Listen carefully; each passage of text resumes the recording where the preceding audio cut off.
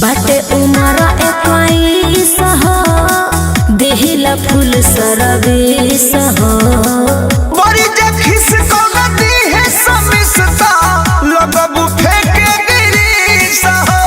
अरे का कह देला बाटे उमरा 21 हो देहिला फूल सरबीस हो बड़ी जखिस को नदी है समिसता लगबू फेंके गिरीस हो। बाबा जल के पर हमारा भी भौंकी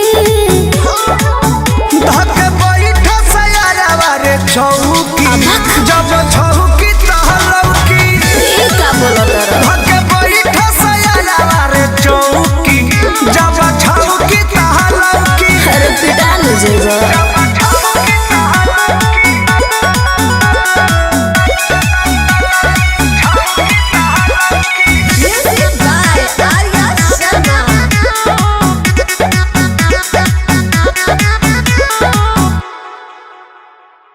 बुझना नेहा के अबर हो है प्रेमी पर मध के लभर हो लगल लेवे देवे खातिर मोर बाट सुधा करके खबर हो।